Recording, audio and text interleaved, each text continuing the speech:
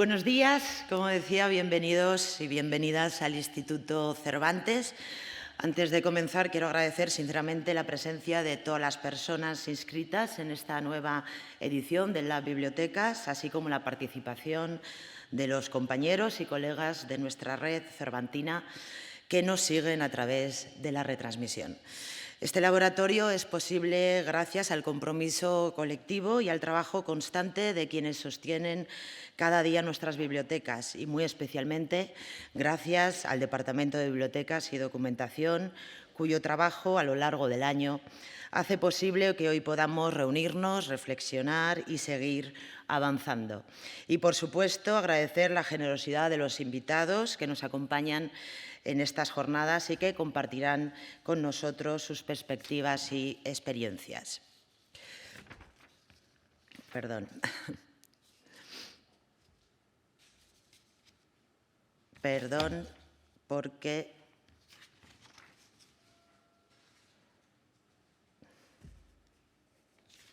me falta una gran página. He pasado de la 1 a la 7. Un momento.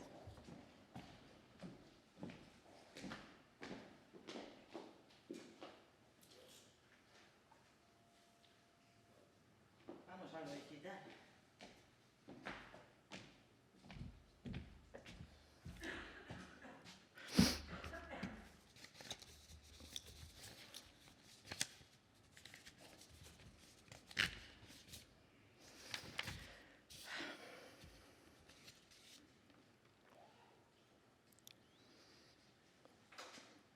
Vaya papelón ahora que funciona la retransmisión.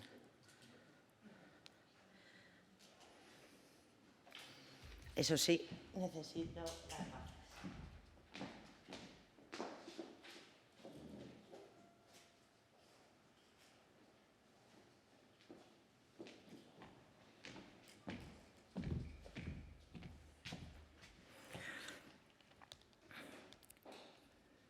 Bueno, cuando a alguien le preguntan si le gusta leer, suele pensar en un gesto íntimo, en un libro abierto, un silencio, un tiempo propio. Pero esa imagen sencilla esconde algo más profundo, ya que leer no es solo recibir información, sino configurar nuestra manera de estar en el mundo. Cada lectura puede reorganizar lo que sabemos, matizar nuestra sensibilidad y enriquecer nuestra experiencia vital. Por eso, cuando hace unos años nos preguntábamos ¿en qué piensas cuando te preguntan si te gusta leer?, aquella pregunta apuntaba en realidad a cómo la lectura moldea nuestra relación con el conocimiento y con el mundo interior que habitamos.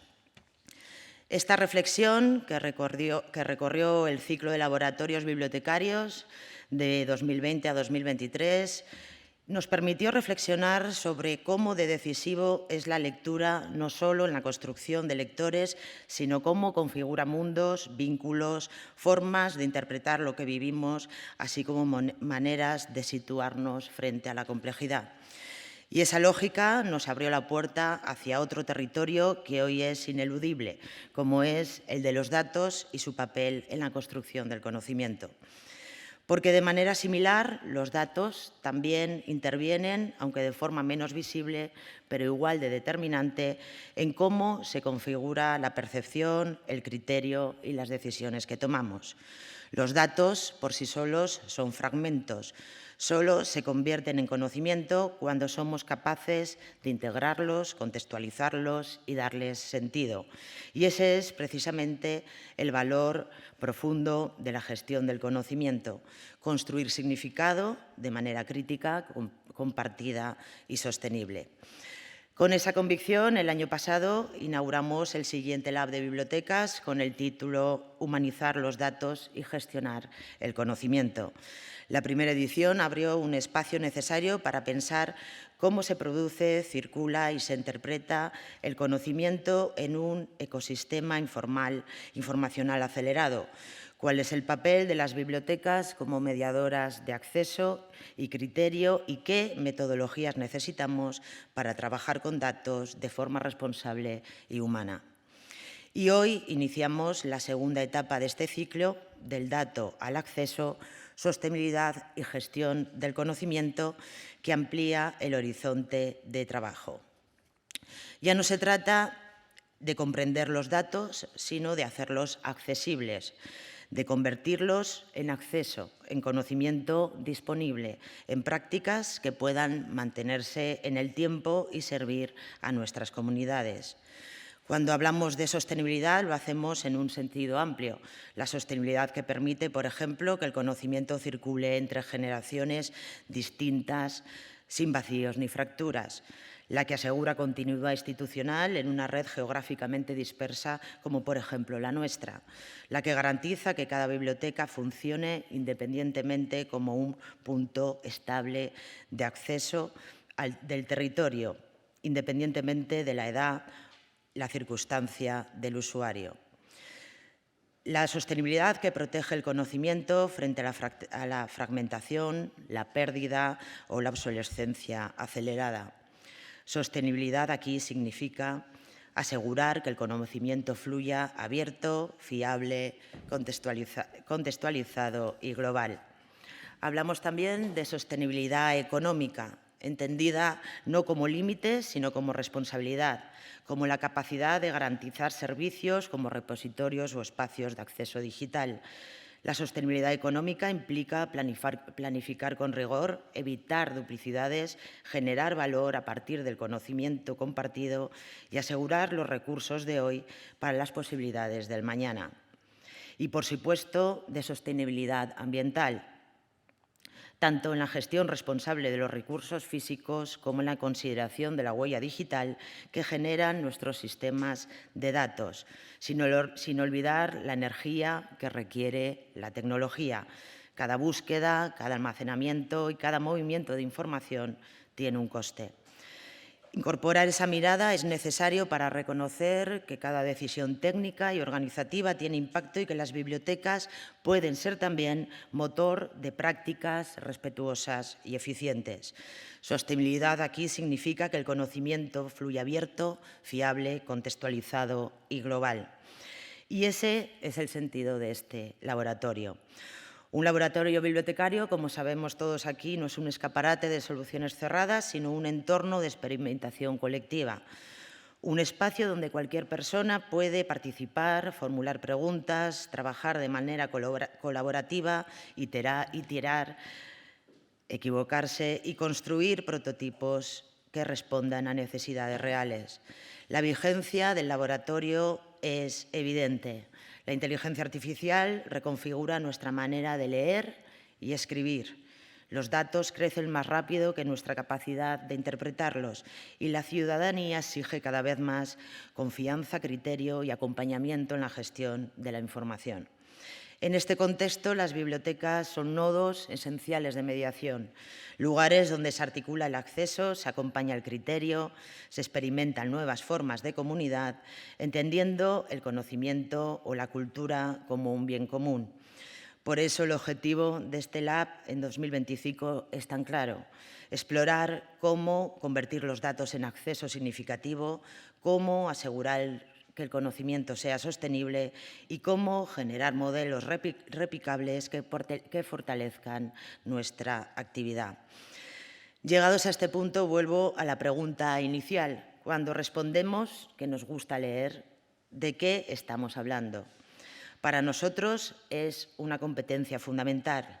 Saber leer también los datos para saber pensar. Este laboratorio existe precisamente para pensar y reflexionar esas fronteras, la que separa el dato del sentido, la que convierte información en conocimiento útil y la que hace del acceso un principio y no un resultado. Pues muchísimas gracias. Esto es lo que quería contarles y contextualizarles de esta nueva sesión. Y doy paso ahora a la parte inspiradora de la sesión. Para abrirla contamos con una intervención que nos ayudará a ampliar este marco y entender cómo se organiza y se comparte el conocimiento en las organizaciones. Y es un placer recibir y presentar a Agustín Canals. Hola, Agustín, muchas gracias. Investigador especialista en gestión estratégica del conocimiento en redes de innovación y en los procesos mediante los cuales las instituciones aprenden y se adaptan. Su trabajo en la Universitat Oberta de Cataluña y en el Grupo Quimo constituye una referencia para comprender cómo los datos se transforman en conocimiento útil dentro de organizaciones complejas y qué condiciones permiten que ese conocimiento circule, se consolide y genere valor, como decíamos.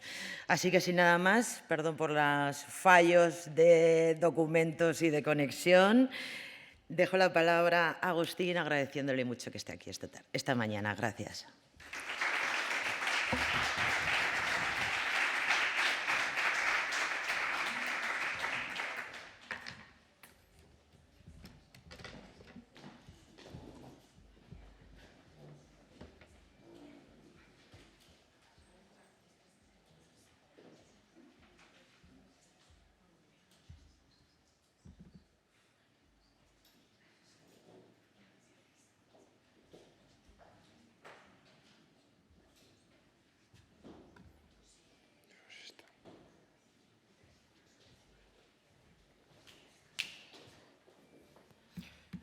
Bien, buenos días a todos. Muchas gracias, directora, por esta amable presentación. No sé si voy con este micro o con el otro. ¿Se me oye bien desde aquí? Vale, pues ya está. Ante todo, quisiera agradecer al Instituto Cervantes la posibilidad de participar en este acto y felicitaros también por esta iniciativa innovadora y que además me parece muy interesante. Cuando Yolanda me pidió intervenir como conferencia inspiradora, digamos, de este evento, pues me pareció una responsabilidad muy grande, porque no sabía exactamente qué deciros para lograr esa inspiración. Decidí no tanto tratar temas técnicos, temas más específicos de gestión del conocimiento, sino intentar dar una serie de ideas que os puedan servir para pensar, basado en lo que hemos hecho nosotros en el grupo, en otras investigaciones, y creo que esa es la mejor manera de poder daros, digamos, food for thought. Alimento para pensar, que estos días es lo que vais a estar haciendo aquí. Bien, he titulado la presentación Gestión del Conocimiento 3.0, la evolución de la inteligencia organizacional, porque creo que en la gestión del conocimiento se está dando un importante cambio. La disciplina apareció, digamos, a finales del siglo pasado ya, pero en los últimos 4 o 5 años las cosas están cambiando mucho. Y eso es lo que creo que lleva a esa gestión del conocimiento 3.0. No me voy a enrollar mucho porque no tenemos mucho tiempo. El contenido de mi presentación va a ser ese. Primero voy a hablar un poco de gestión del conocimiento en general, luego de la evolución esa de los últimos años de la gestión del conocimiento, entrando un poco en definir qué es esa gestión del conocimiento 3.0 y luego dar 3 pinceladas sobre cuestiones que creo que son importantes. La primera es la complejidad, la segunda es la digitalización y la tercera es una serie de incógnitas que nos están apareciendo ahora a raíz de esos cambios que tenemos, para finalizar con una conclusión. Empecemos por la gestión del conocimiento. Esa parte es un poco más genérica y la podía haber hecho quizá 10 o 15 años antes, pero creo que vale la pena. Lo primero que pensamos cuando hablamos de gestión del conocimiento es conocimiento. El objeto de gestionar el conocimiento es el conocimiento. Del conocimiento se ha hablado desde el principio de la humanidad, no es algo nuevo, no es algo que aparezca hace 5, ni 10, ni 50 años. Siempre ha habido conocimiento y la necesidad de gestionar ese conocimiento ha estado siempre ahí.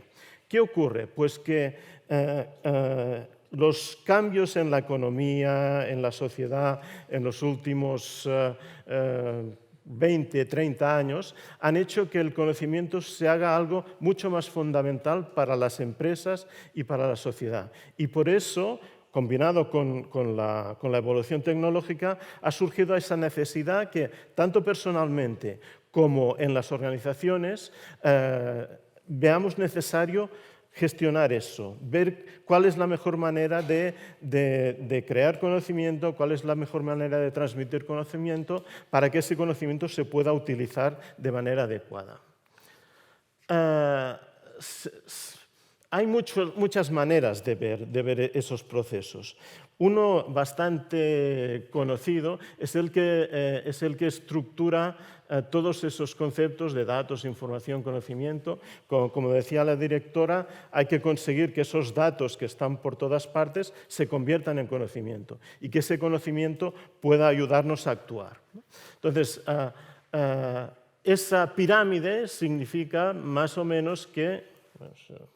Creo que eso no funciona mucho. A partir del mundo que nos rodea extraemos datos, esos datos los convertimos en información, en conocimiento y quizá, con suerte, con sabiduría, ¿no? Pero esta visión es interesante, nos ayuda a estructurar un poco esos conceptos, pero no nos habla del proceso, no nos habla del proceso como esos datos se convierten en conocimiento pasando por información. En un trabajo que hicimos hace ya muchos años con Max Boisot, proponíamos un modelo. Aquí está bastante simplificado, en el artículo está un poco más desarrollado, pero la idea general es esa. El conocimiento es algo que tenemos lo que llamaremos agentes dentro de nuestro cerebro, si somos personas. Los agentes no tienen por qué ser personas, pueden ser también organizaciones. Entonces, el conocimiento es algo que tienen esos agentes dentro de sí y que les permite interpretar el mundo y además actuar sobre lo que está pasando, porque ese conocimiento les da unas intuiciones, les da un saber cómo funcionan los procesos del mundo que los rodea.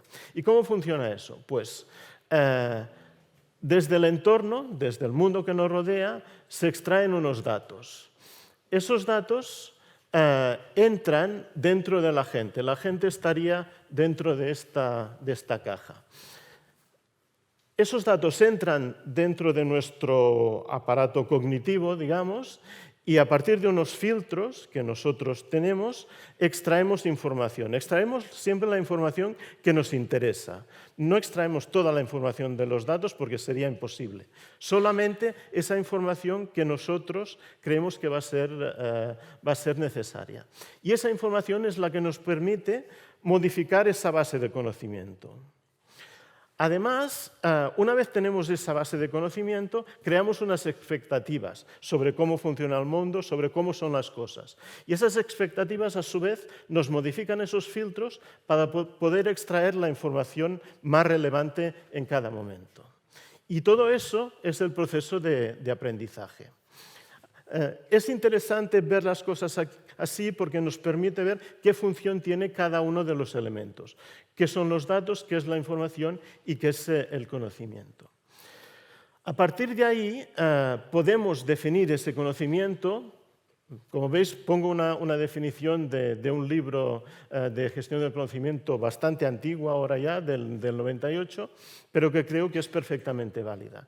¿Y qué dice? Pues que el conocimiento es ese conjunto fluido de experiencias, valores, información contextual, intuición de los expertos, que nos proporciona un marco por el cual podemos evaluar lo que ocurre e incorporar nuevas experiencias e información en nuestra base de conocimiento, que es lo que decíamos antes. Pero entonces podemos preguntarnos, vale, si eso es el conocimiento, ¿quién tiene el conocimiento? ¿Lo tienen las personas? Aquí tenemos a Steve Jobs, el malogrado CEO de Apple, como persona que representa un poco a alguien que tiene un profundo conocimiento de su disciplina, de su empresa y de cómo funciona o cómo funcionaba el mundo en ese momento. Podemos pensar que esa persona tiene mucho conocimiento porque ha sido capaz de hacer cosas impresionantes, pero no está el conocimiento en su organización. ¿Habría sido capaz Steve Jobs de hacer todo lo que hizo si no estuviera en Apple, si no estuviera en su organización? Él solo probablemente no habría podido. ¿Qué quiere decir eso? Que en su organización hay muchas otras personas, pero que además el conjunto de todas esas personas trasciende la suma de conocimientos de todas ellas y en la organización se tiene un conocimiento de un nivel organizativo que también es totalmente necesario. Y volvemos a la pregunta, ¿dónde está el conocimiento? Hemos visto que puede estar en personas y en organizaciones, pero ¿dónde reside ese conocimiento? La primera idea que nos viene a la cabeza es las personas, ¿no? Albert Einstein, como un paradigma de persona con mucho conocimiento. Esta foto me gusta mucho porque, además de estar la persona, pues si os fijáis, tiene un bloc de notas aquí abajo. Esto veo que no funciona. Tiene un bloc de notas abajo donde está escribiendo. Yo me imagino el señor Albert Einstein un día por la noche haciendo sus ecuaciones y derivando sus teorías, que llega a un resultado sorprendente, a un nuevo conocimiento, y lo escribe en su bloc de notas. A la mañana siguiente, quizá ya no se acuerda exactamente de todos los pasos por los cuales llegó a esa fórmula, digamos, a la fórmula mc², por ejemplo. ¿Ese conocimiento en ese momento está en él o está en su bloc de notas? Evidentemente está en los dos sitios, está en el conjunto de todo eso. Por tanto, no solo es la persona, sino es todo lo que la persona utiliza para trabajar con ese conocimiento. Es decir, el conocimiento, además de en personas, puede estar en objetos físicos y en objetos digitales, por ejemplo, en bases de datos. Puede estar en procesos, en rutinas de funcionamiento. Estoy seguro que el Instituto Cervantes tiene una serie de procedimientos, una serie de rutinas, una serie de costumbres que incorporan un cierto conocimiento, que probablemente sin esas rutinas, sin esos procesos, no funcionaría tan bien como funciona, porque es necesario ese conocimiento que está embebido en todos esos procesos. Y finalmente, en el contexto.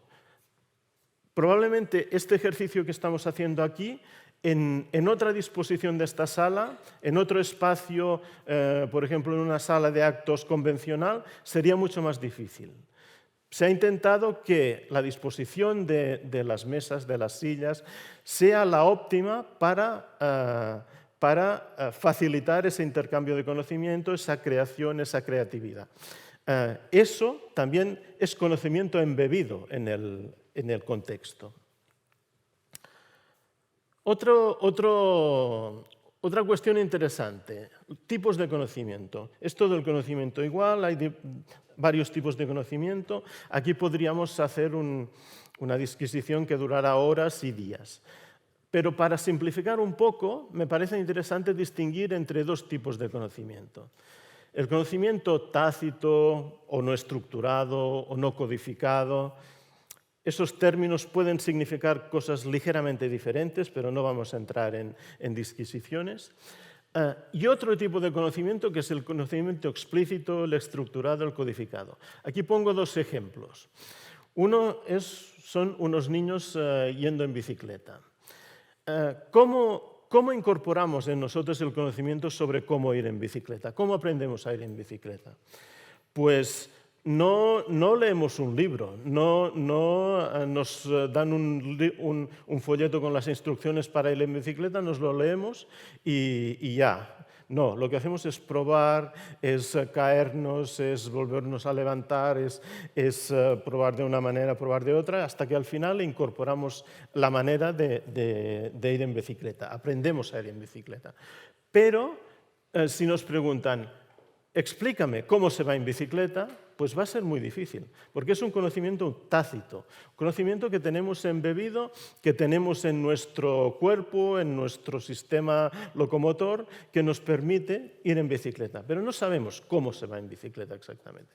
En cambio, hay otro tipo de conocimiento muy estructurado, muy concreto, que es, por ejemplo, aquí he puesto un ejemplo de los diagramas de Feynman en física de partículas, porque es en una vida anterior de hace ya muchos años, yo estuve trabajando en eso, yo estuve haciendo cálculos con este tipo de diagramas.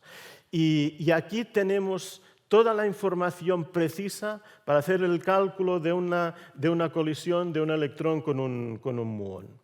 A partir de aquí, con esas fórmulas, sabemos exactamente lo que tenemos que poner para calcular eso. Y eso puede transmitirse perfectamente en un libro, en un artículo, en una página web, a todo el mundo, y todos los físicos de todo el mundo van a entender eso. Por tanto, estamos hablando de dos tipos distintos de conocimiento que se transmiten de forma diferente y que nos permiten actuar de formas distintas.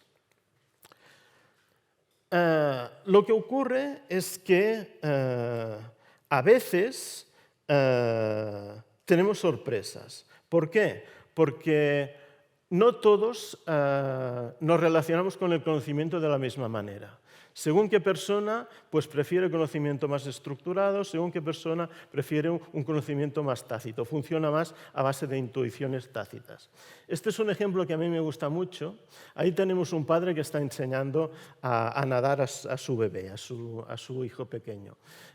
Y lo está haciendo de la manera que decíamos antes para aprender a ir en bicicleta, ¿no? Pues lo ponemos en el agua, vemos qué hace, si vemos que se hunde, pues lo sacamos a la superficie. Bueno, todo ese proceso hasta que el niño aprende a desenvolverse en ese nuevo medio.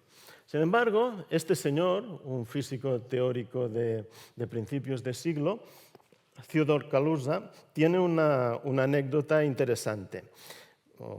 No sé si es verdad o no, pero a mí me va bien. Se dice que este señor, cuando tenía 25 o 26 años, aún no sabía nadar, no había aprendido, y decidió que tenía que aprender a nadar. ¿Y cómo incorporó ese conocimiento? Pues no hizo como ese bebé, pues irse a la playa o irse a la piscina, intentar nadar, intentar probar. Pues no. Lo que hizo, como buen físico teórico, se fue a la biblioteca, se encontró un libro sobre cómo nadar, se lo leyó, se fue al mar y se dice que se metió en el agua y empezó a nadar sin ningún problema.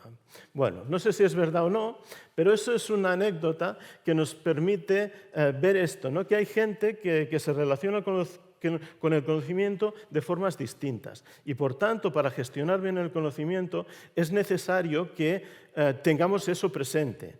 Que quizá una manera de estructurar, de organizar el conocimiento será bueno para un conjunto de personas, pero quizá no será bueno para otro. Y tenemos que tener en cuenta al conjunto. La pregunta entonces es, ¿pero realmente se puede gestionar el conocimiento? Ese dibujo es muy antiguo, bueno, muy antiguo, es bastante antiguo. Es cuando yo entré en la UOC, en la Universidad Oberta de Cataluña, una de las primeras asignaturas que puse en marcha como profesor fue la de gestión del conocimiento. En ese momento, aunque la docencia era online, los materiales de las asignaturas eran en papel y los enviábamos por correo a los estudiantes. Entonces teníamos un dibujante que era muy bueno, que sabía plasmar en la portada de esos materiales de las asignaturas el contenido de esa asignatura. Y para la asignatura de gestión del conocimiento hizo ese dibujo, que a mí me gusta mucho porque, es decir, ¿tenemos que gestionar el conocimiento? Vale, perfecto, pues lo ponemos, lo sacamos de la cabeza de uno, lo ponemos en la cabeza de otro y listos. pero las cosas no funcionan así.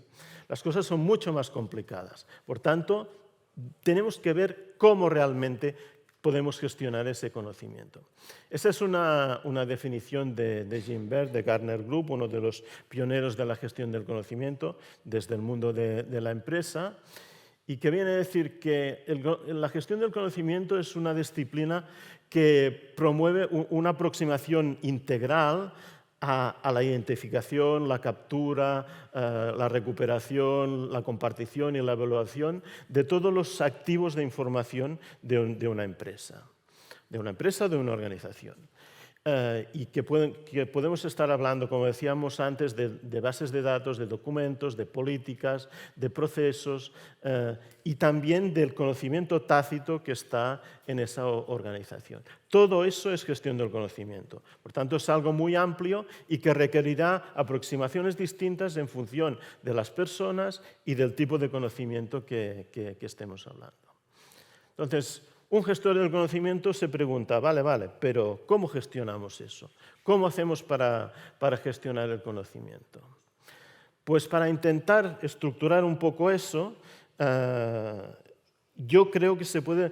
Hay muchos procesos ahí dentro y veremos luego un detalle de esos tipos de procesos. Pero en definitiva, hay dos grandes procesos fundamentales. Uno es la creación de conocimiento, es decir, cómo generamos nuevo conocimiento, que es lo que estoy seguro que vais a hacer vosotros aquí, y otra es cómo se transmite ese conocimiento. Una vez lo tenemos creado, cómo hacemos que ese conocimiento llegue a la persona que lo necesita y en el momento que lo necesita. Son dos grandes retos de la gestión del conocimiento. A partir de ahí podemos detallar un poco más. Podemos decir que el conocimiento se puede capturar o adquirir del entorno, hay que organizarlo, hay que facilitar el acceso, hay que utilizar ese conocimiento, hay que crear las condiciones para que ese conocimiento se pueda utilizar y llegue a quien debe utilizarlo. Cómo hay que estructurar la manera de compartir ese conocimiento y luego crear nuevo conocimiento. Y así es el ciclo. Todo eso hay que gestionarlo en la gestión del conocimiento, valga la redundancia. Todo eso que he dicho hasta ahora, pues podría haberlo dicho, como decía antes, hace 10, 15 años. Es un poco la base de lo que es la gestión del conocimiento. Para mí al menos. Pero otra cosa importante, en este momento es importante ver cómo ha evolucionado la gestión del conocimiento. Evidentemente no podemos entrar en profundidad aquí, pero una manera de ver cómo han ido las cosas en los últimos años es ver los datos y a ver si de esos datos podemos extraer un poco de conocimiento. Esta gráfica representa la frecuencia de búsqueda en Google, en el website de Google, de una palabra, de un término concreto que es gestión del conocimiento. Eso, supongo que lo conocéis, se puede acceder a esos datos fácilmente a través del portal que se llama Google Trends. Ahí, poniendo cualquier palabra, cualquier término, podemos ver cuántas veces se ha interrogado sobre este tema la base de datos de Google.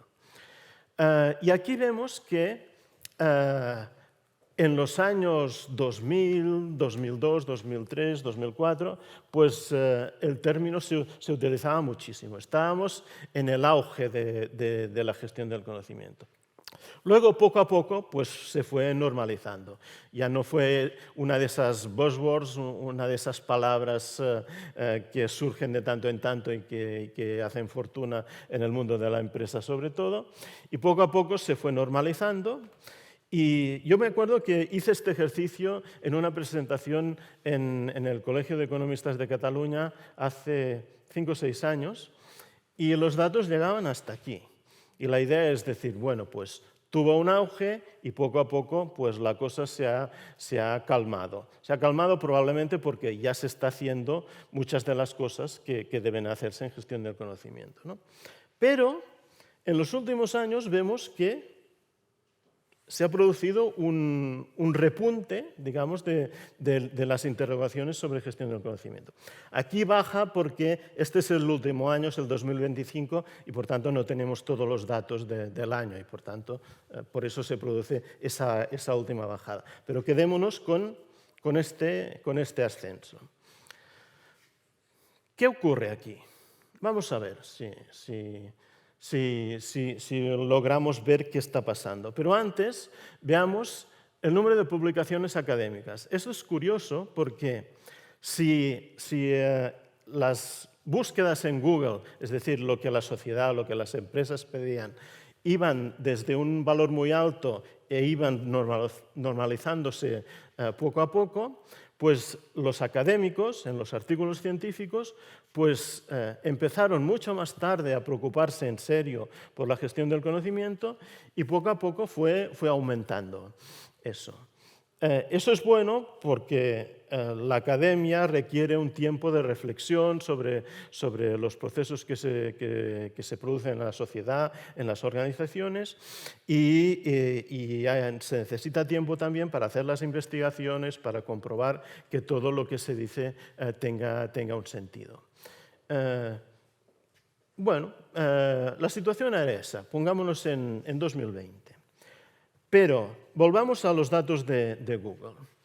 Y aquí tenéis una comparación entre las búsquedas de gestión del conocimiento y las búsquedas de Big Data. Vemos que cuando la gestión del conocimiento estaba en todo lo alto, pues no se hablaba de Big Data.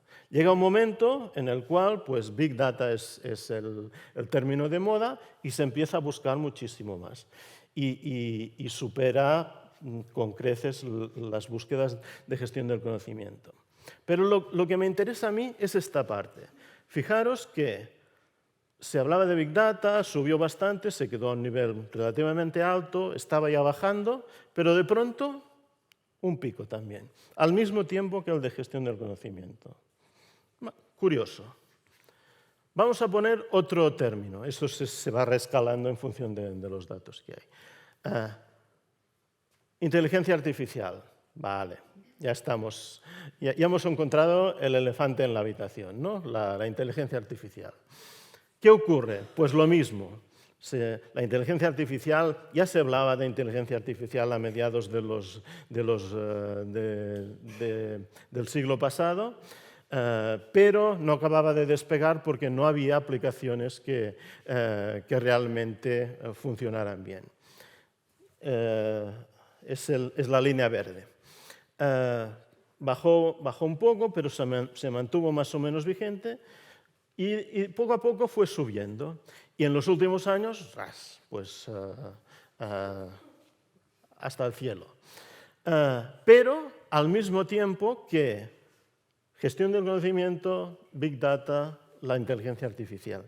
¿Qué quiere decir eso? Pues que probablemente el proceso de auge de la inteligencia artificial que todos estamos utilizando, sobre todo con el advenimiento de la inteligencia artificial generativa, pero no solo eso, hay muchas aplicaciones de machine learning, muchas cosas que se están haciendo, pues de alguna manera ha tirado del interés sobre los datos, evidentemente, porque con inteligencia artificial podemos extraer mucho mejor la información que está en los datos y también la gestión del conocimiento, porque de alguna manera esos elementos nos ayudan a gestionar ese nuevo conocimiento que antes no podíamos gestionar.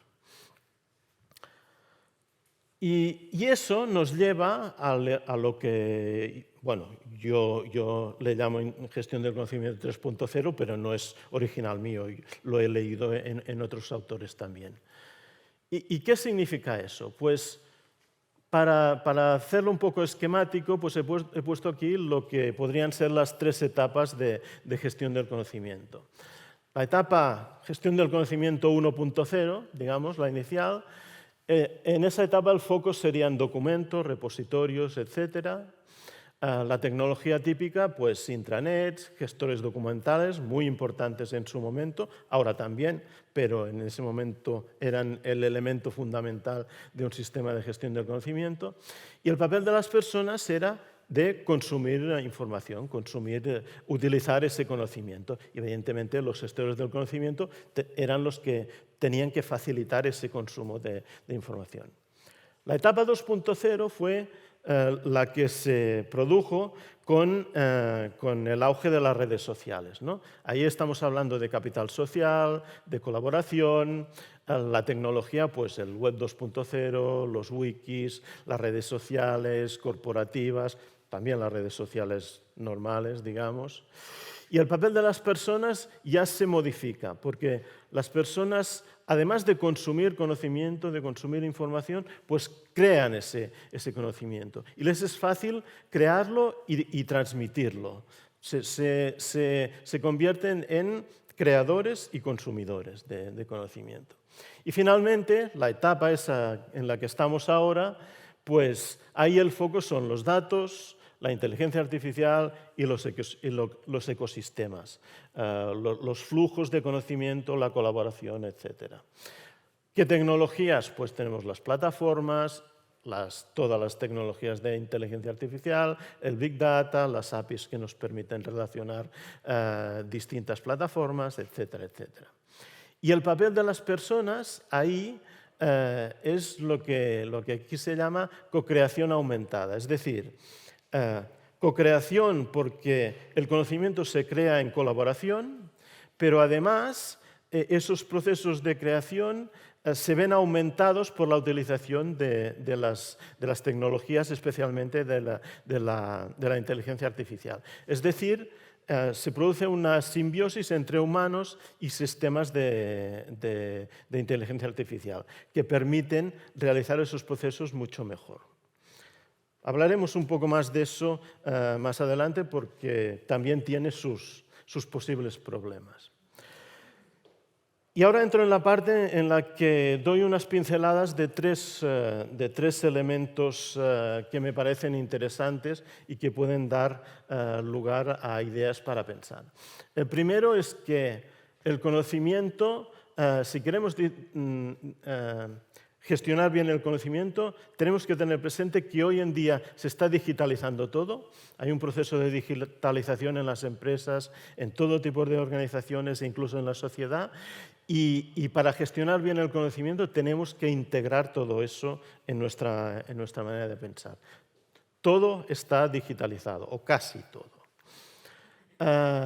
¿Por qué? Sobre todo, como hemos visto antes, por dos actores principales que han aparecido. Los datos que están por todas partes y que además podemos obtener gracias a la Internet de las cosas, a muchas tecnologías que permiten captar datos en tiempo real, pues podemos utilizar esos datos para generar conocimiento.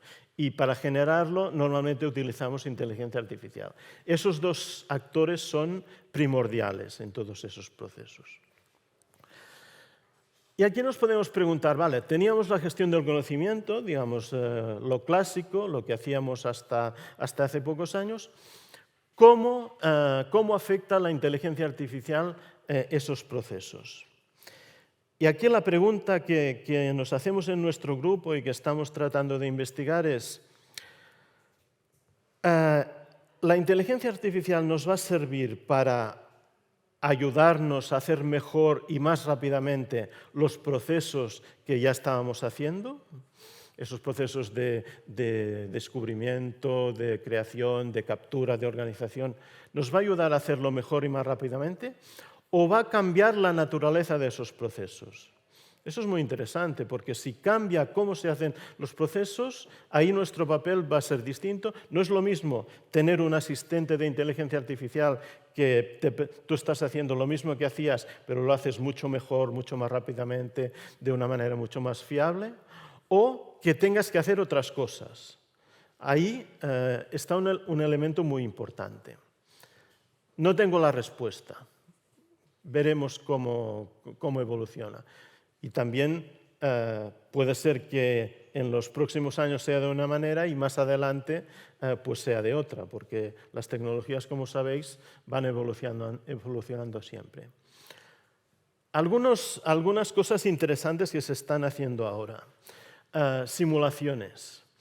En muchos procesos industriales y cada vez en más ámbitos se utilizan lo que se llama digital twins, que son unas simulaciones de los procesos reales, digamos. Aquí tenemos una fábrica, por ejemplo, una fábrica automatizada con sus robots y tal, que está haciendo toda una serie de procesos de los cuales se extraen datos en tiempo real y que tienen que irse monitorizando.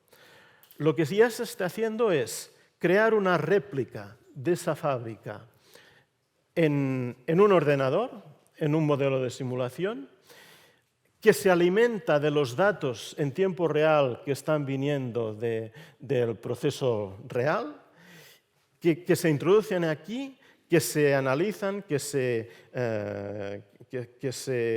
trabajan y que pueden dar lugar a parámetros que luego se reintroduzcan en el proceso real. Por eso se llama digital twin, ¿no? Es un gemelo digital. Es replicar toda una fábrica, por ejemplo, real en un ordenador, en un sistema de ordenadores, que reproduzca exactamente todo lo que se está haciendo a nivel real, con intercambio de datos entre unos y otros. Y que ese intercambio facilita que los parámetros que se vayan introduciendo en el sistema real estén ajustados a lo que realmente se necesita. Esa es una manera de gestionar conocimiento. Otra cosa que aún no está, digamos, aún no funciona a nuestro nivel, digamos, a nivel del usuario, pero que quizá en un futuro sea muy importante, que es el salto que van a dar los ordenadores cuánticos, que permitirán seguramente hacer algunos cálculos concretos de una manera mucho más rápida, pero órdenes de magnitud mucho más rápida, y hacer cosas que hasta ahora son imposibles con los ordenadores. Eso tiene implicaciones a nivel de la seguridad, de los sistemas de criptografía, de conocer cómo son las moléculas que permiten curar a través de los medicamentos algunas enfermedades. Tiene multitud de aplicaciones, pero eso puede ser algo que en los próximos años permita gestionar algún tipo de conocimiento de una manera exponencialmente mejor que hasta ahora. Ya digo, en este momento hay ordenadores cuánticos que funcionan, pero en unas condiciones y bajo unas... Bueno, no quiero entrar en detalles, pero no se pueden aplicar aún a muchas cosas del mundo real. Pero puede ser que en pocos años tengamos ordenadores cuánticos funcionando, y eso va a ser realmente una revolución. Otro aspecto es el de la complejidad, que yo creo que es muy interesante. Cada vez más estamos viviendo en sistemas sociales complejos. Las organizaciones, las personas, todo está mucho más interconectado, de una manera mucho más compleja, y eso quiere decir que hay mucha más incertidumbre, que hay muchos más procesos emergentes como se conocen, donde tú intervienes en un sistema y no sabes exactamente cuál va a ser el resultado de esa intervención. Y tienes que tener eso en cuenta para ver las cosas que haces, analizar cómo se comporta el sistema después de hacer una determinada acción y ver si eso es positivo o negativo. Entramos en una época de mucha más complejidad, y esa complejidad afecta los sistemas de creación del conocimiento y de transmisión del conocimiento. No sé si voy bien de tiempo o sí. Voy a dar un par de ejemplos, unos de creación y algunos de transmisión, que hemos estado investigando nosotros en estos últimos años. Uno es la creación de conocimiento en grandes experimentos científicos. Es el lugar paradigmático donde se crea conocimiento, ¿no? Eso representa el acelerador de partículas del CERN en Ginebra, donde quizá algunos recordáis que hace pocos años se descubrió la partícula de Higgs, ¿no? Uno de los logros más importantes de la física experimental en los últimos años. Nosotros hemos estado trabajando durante mucho tiempo con gente de allí, mirando varios aspectos de cómo gestionan el conocimiento en esos experimentos. Eso es un detector que está colocado bajo tierra. ¿Veis? Esto es la frontera entre Suiza y Francia. Bajo tierra hay un anillo de 20 y tantos kilómetros de diámetro donde van las partículas, los electrones o los protones en este caso, u otras partículas, viajando a toda velocidad muy cercana a la velocidad de la luz, y luego en un determinado punto colisionan. Cuando colisionan se produce de todo, muchas partículas, muchos elementos. Y eso se produce aquí dentro. Y ha habido que construir unas máquinas inmensas, como veis, aquí se compara con el tamaño de 2 personas. Podéis haceros una idea de lo grandes que son estos aparatos, que en definitiva son como cámaras fotográficas que lo que hacen es registrar qué se produce aquí cuando 2 partículas colisionan. Para hacer eso, para construir esos grandes experimentos y para analizar los datos que salen de ahí, evidentemente no puede hacerlo un grupo reducido de personas. Tienen que hacerlo grandes colaboraciones. Y estamos hablando de miles de científicos, de centenares de instituciones colaborando para hacer eso. Como podéis imaginaros, colaborar en estas cosas, pues provoca problemas no tan solo de la física, de la tecnología, sino también de cómo se organizan las personas, ¿no? Y aquí una de las cosas que resulta interesante, y voy a acelerar un poco porque no quiero pasarme del tiempo. Una de las cosas que utilizamos nosotros para ver cómo gestionar el conocimiento hoy son mapas de conocimiento. Simplemente, para simplificar, los mapas que utilizamos reflejan distintos activos de conocimiento y los ponemos en esta gráfica según el conocimiento esté más o menos estructurado, es decir, sea más tácito o más explícito. Y en este eje tenemos la medida en la cual ese conocimiento está difundido dentro de esa gran colaboración, ¿vale? Intentamos ver cuáles son las implicaciones estratégicas de estos mapas. Entonces, lo que hicimos fue, a través de entrevistas, de encuestas a los científicos, ver cuáles eran los distintos tipos de conocimiento que utilizaban e intentar colocarlos en ese espacio bidimensional. Agrupando un poco esos tipos de conocimiento, vimos que se ve que hay un tipo de conocimiento que está en la parte alta, es decir, que es bastante codificado, al menos para los científicos, y otro tipo de conocimiento que está mucho más abajo. Es decir, que para ellos es algo mucho más tácito, algo que se relaciona mucho más con la intuición. Para tenerlo un poco más entendible, vimos que, y seleccionando ese conocimiento que era clave para ellos, vemos que para ellos era importante la electrónica, era importante las tecnologías, era importante el conocimiento en física, evidentemente, pero también eran importantes las habilidades de gestión.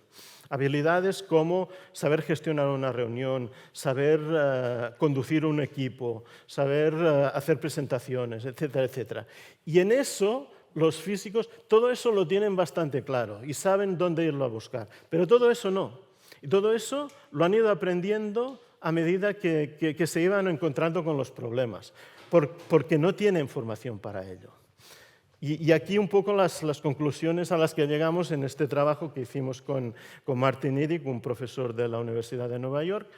La importancia de las habilidades blandas, de todo eso, dirigir reuniones, dirigir equipos de trabajo.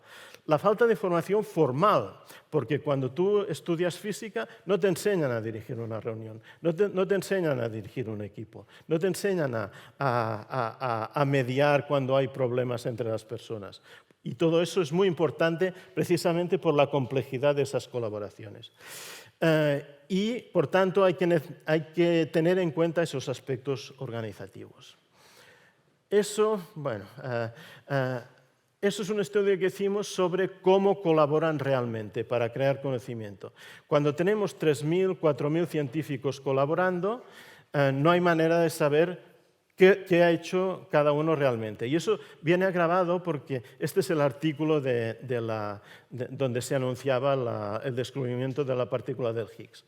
Ese artículo tiene creo que son 3.000 y pico autores que firman, porque ahí firma todo el mundo que ha colaborado en el experimento. Evidentemente, no sabemos. Seguro que no todos han hecho algo, pero la filosofía de estas grandes colaboraciones es que todo el mundo esté representado cuando hay un descubrimiento importante. Pero claro, nosotros queríamos saber realmente cómo funciona eso, ¿no? No se puede hacer a través del análisis de las publicaciones, porque ahí está todo el mundo. Normalmente, cuando se quiere ver cómo funciona una colaboración científica, pues se cogen los artículos y se ve quién escribe artículos conjuntamente con quién, ¿no?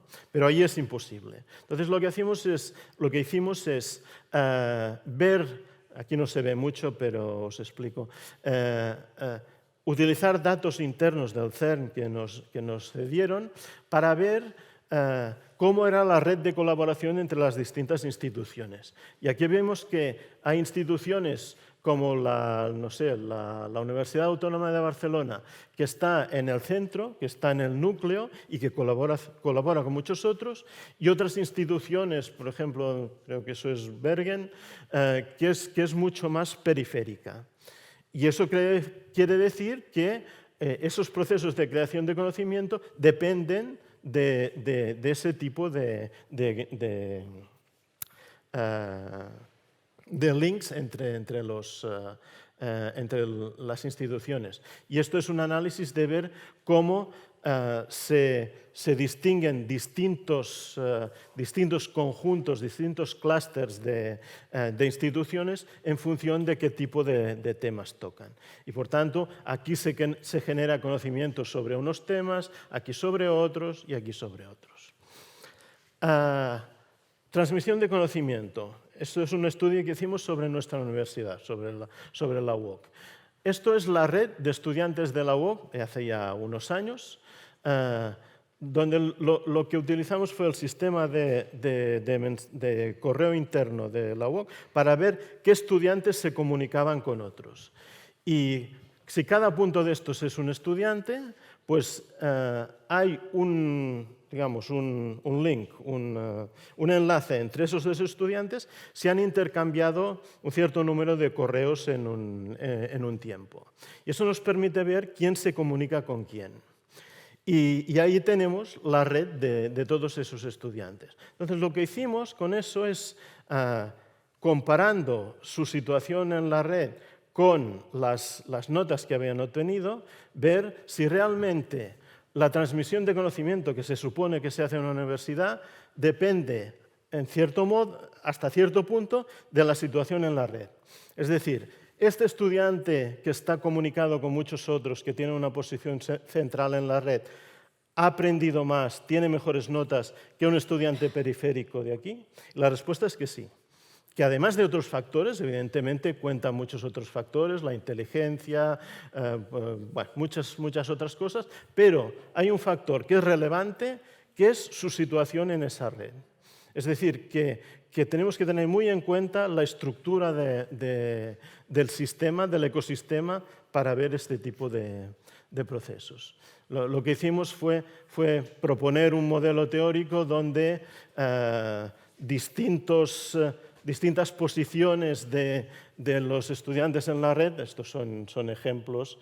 Pues un estudiante que esté aquí pues tiene acceso a mucha información porque tiene acceso a muchos otros. Un estudiante que esté aquí no tiene acceso a tantos, pero hace como de puente, bridge se suele decir en la literatura, entre dos comunidades y por tanto toda la información tiene que pasar por ese estudiante. Y ese estudiante, que puede ser periférico y que no tiene una posición central, puede tener una posición interesante porque está en un contexto en el cual está unido con todos los demás. Y esa integración de mucha comunicación entre un grupo hace que no tanto los procesos de transmisión de información, que también, pero sobre todo los procesos de creación de conocimiento sean mucho más efectivos, porque esa gran relación permite tener unos valores comunes, unos lenguajes comunes que ayudan mucho a la hora de hacer todo eso. También otros elementos interesantes es que el nivel de diversidad en los contactos era también un factor positivo, es decir, si había diversidad de género, diversidad de edad o de procedencia, pues era un elemento positivo. O, por ejemplo, si la relación que se tenía era con estudiantes más brillantes, pues evidentemente se aprendía más, ¿no? Incógnitas, paso ya a la última parte. Una gran incógnita es la sostenibilidad. No voy a profundizar mucho en eso porque la directora ya ha hablado sobre este tema. Sostenibilidad no solo ambiental, sino económica, social, etc. Los procesos de creación y gestión de conocimiento pueden también tener efectos a nivel de sostenibilidad y hay que tener eso en cuenta. Solo hace falta pensar, por ejemplo, en la gran cantidad de energía que se necesita para tener las cosas en la nube o para hacer funcionar los sistemas de inteligencia artificial. Un elemento que a mí me interesa bastante es si vamos a entrar en una nueva era donde ya no hagan falta las teorías. Nosotros en la investigación científica, pero también en el mundo real, lo que hacemos es, nosotros recogemos datos sobre cómo funcionan las cosas, ¿de acuerdo? A partir de ahí pensamos, bueno, esto podría ser que funcionase de esta manera. Y generamos una teoría, que no tiene que ser una teoría científica, puede ser un modelo que nos hacemos nosotros sobre cómo funcionan las cosas. A partir de ese modelo experimentamos, vemos si ese modelo nos funciona y si nos funciona lo aplicamos. Llega un momento en el cual ese modelo no nos funciona y decimos pues que ese modelo se ha falsado, es un término de filosofía de la ciencia, es decir, esa teoría ya no sirve más. Entonces volvemos a la recogida de datos y generamos una nueva teoría. ¿Qué está ocurriendo ahora en algunos campos y alguna gente dice que es lo que va a ocurrir en el futuro? Pues que recogemos datos y tenemos tantos datos que aplicando inteligencia artificial a esos datos podemos pasar directamente a la aplicación, porque ya nos genera reglas sobre cómo aplicar, sobre cómo funcionar y nos saltamos la teoría. Y podría ser que en el futuro ya no hagan falta teorías. Eso sería malo para nosotros, especialmente para los humanos, porque nosotros necesitamos las teorías que nos permiten razonar cuáles son los procesos causales que ocurren, por qué las cosas ocurren como ocurren. Pero quizá ya no necesitemos teorías en el futuro. Yo creo y espero que no, pero y eso es por la acción de la inteligencia artificial y el Big Data. Y eso nos lleva a una pregunta. ¿Seremos prescindibles los humanos en algún momento? ¿Llegaremos a lo que se llama la singularidad? Es decir, ese momento en el cual las máquinas, la inteligencia artificial ya no necesiten los humanos más.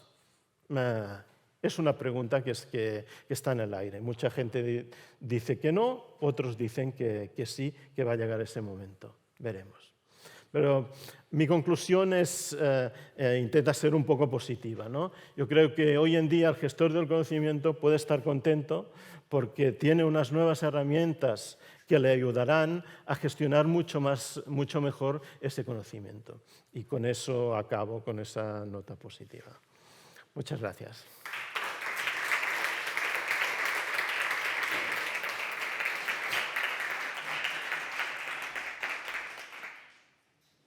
No sé si...